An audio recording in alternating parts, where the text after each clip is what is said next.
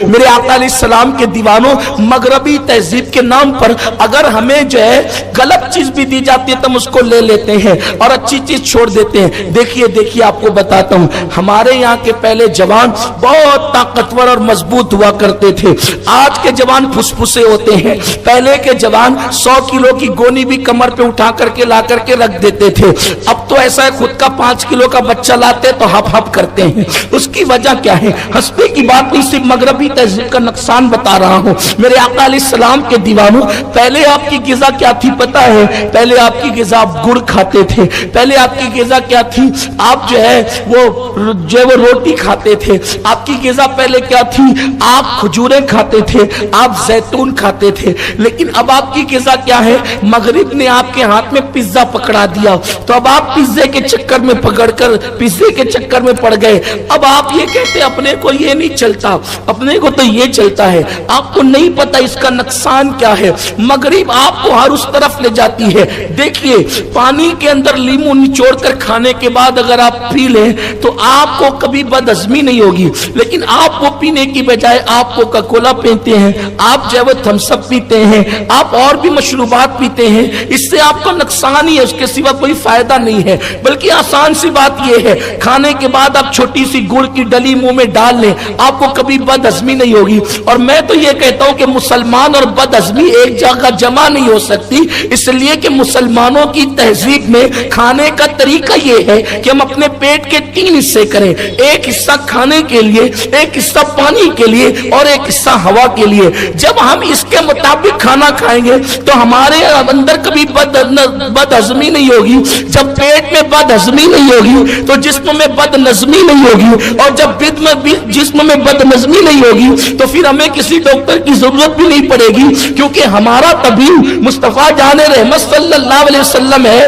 آپ نے کبھی سنا ہوگا کہ ایک شخص مدینہ منورہ پہنچا اور اپنی ساری ڈگریوں کے ساتھ پہنچا تاکہ میں مدینہ منورہ کی بڑی بستی کو کور کروں اور یہاں پر میں لوگوں کا علاج کروں۔ تو پھر کیا ہوا؟ وہ بہت دن تک کے وہاں رہا اور رہنے کے بعد اس کے پاس کوئی آیا ہی نہیں، کوئی مریض اس کے پاس پھڑکا ہی نہیں۔ تو وہ لوگوں سے پوچھنے لگا، بھائیو آخر میرا دوا کھانا، میرا مطلب یہاں نہیں چلتا۔ تو اس نے کیا، لوگوں نے کہا یہاں تیرا مطلب چل بھی نہیں سکتا، اس لیے کہ جہاں نبی کے غلام ہے وہاں پر بیماری نہیں ہے، وہاں بیماری نہیں ہے۔ تو کہا کہ کیوں آپ لوگ بیمار کیوں نہیں پڑتے؟ تو ان لوگوں نے فرمایا ہم اپنے محبوب کی سنت کے مطابق کھاتے ہیں، جب بھوک لگتی ہے تو دسترخوان پہ بیٹھتے ہیں اور ابھی بھوک باقی ہوتی ہے تو دسترخوان سے اٹھ جاتے ہیں، یعنی بھوکے بیٹھ کر بھوکے اٹھ جاتے ہیں، اس لیے ہم بیمار نہیں پڑتے۔ اور آپ کو بتاؤں، اب اگر کوئی نیا ڈاکٹر BA کر کے آتا ہے یا اور بھی ڈگری لے کر آتا ہے تو وہ بستی ڈھونڈتا ہے مسلمان کی۔ کون سی بستی ڈھونڈتا ہے؟ مسلمان کی، کیونکہ اس کو پتا ہے کہ یہاں بیمار واللہ کہہ رہا ہوں۔ مجھ سے بھی کوئی مشورہ لیتا ہے نا کہ دوا کھانا کہاں چلے گا، تو میں نے کہا کہ جھوپڑ پٹی میں ہی جاتا ہوں، وہاں چلے گا۔ کیوں؟ نہیں، مذاق نہیں کر رہا ہوں، ہنسنے کی بات نہیں ہے۔ حیرت ہے، تمہارے دین کی اہمیت تم نے نہیں سمجھی، دوسروں نے سمجھی۔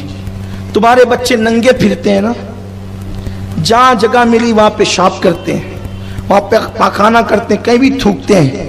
یہ اسلام نہیں ہے، ننگا پھرنا اسلام نہیں ہے۔ جن کے خدا ننگے پھرتے تھے ان کے بچے بھی ننگے نہیں پھرتے، انہوں نے تمہارے دین سے تہذیب سیکھ لی۔ اور جس کے نبی نے کبھی اپنے تلوے بھی لوگوں کو نہیں دکھائے، اس قوم کے بچے ننگے پھر رہے ہیں۔ بستی اگر میں دیکھنا ہے کہ مسلمانوں کی ہے کہ نہیں ہے، تو جہاں بچے ننگے پھر رہے ہوں، جہاں جو ہے وہ راستے کے اندر کپڑے ٹنگے ہوئے ہو، عورتیں کمر پہ پٹکا باندھ کر کے پانی کے لیے انڈے سے دوسرے سے مارا پیٹی کر رہی ہو، سمجھ لیجئے کہ یہ مسلمانوں کی بستی شریف آ گئی۔ اللہ ماشاء، یہ حالات، گھر کے آنگن میں کچرا پڑا ہو، گندی بدبو آ رہی ہو، نالیوں کا پانی بہ رہا ہو، یہ ساری چیز، یہ آپ کی بستی کی نشانی ہے۔ مملکت مدینہ اول اسلامی حکومت جس کی بنیاد مصطفیٰ جان رحمت صلی اللہ علیہ وآلہ وسلم نے رکھی تھی، وہاں صفائی کا ایسا نظم آج سے 1450 سال پہلے قائم فرمایا تھا، اس کے اثرات آج بھی دیکھنے کو ملتے ہیں۔ जिस नबी के जिस्म पे कभी लिबास मैला नहीं हुआ, अल्लाह ने उस रसूल से फरमाया वसियाबका फतहिर, अपने कपड़ों को साफ सुथरा रखिए, अपने कपड़ों को साफ सुथरा रखिए। आपके कपड़े तो गंदे, हाथ गंदे, ये सब गंदगी, ये गंदगी बीमारी का सबब है। अस्सलामु अलैकुम व रहमतुल्लाहि व बरकातुहू। मेरे प्यारे अजीज दोस्तों, भाई और बहनों, जैसा कि अभी आपने हमसे बड़े आलिम सैयद अमीनुल कादरी साहब के जबान से बयानात को समाअत कर लिए कि आजकल के हमारे जितने भी नौजवान हैं ना, वो कमजोर बहुत ही हो चुके हैं। इसकी वजह क्या है, कमजोर होने की हकीकत क्या है, आज सैयद साहब ने आपको अच्छी तरीके से बता ही दिए। लेकिन जो एक अहम जरूरी बात है कि क्या सर्दियों में उबला हुआ अंडा खाना चाहिए या नहीं खाना चाहिए, खाने से क्या फायदा होता है, क्या नुकसान होता है। देखिए, बहुत सारे लोग ये कहते हैं कि उबला हुआ अंडा में बहुत ही ज्यादा गर्मी होता है, यानी अंडे बहुत ही ज्यादा गर्मी होती है, तो ठंडे में इंसानों को उबला हुआ अंडा खाना चाहिए। तो देखिए, आजकल के हमारे जितने भी नौजवान हैं ना, वो चिकन खाते हैं, मछली खाते हैं, उबला हुआ अंडा खाते हैं, पिज्जा खाते हैं, बर्गर खाते हैं, यानी नए नए तरीके से जो केमिकल की वजह से जो चीज बनती है वो खाते हैं।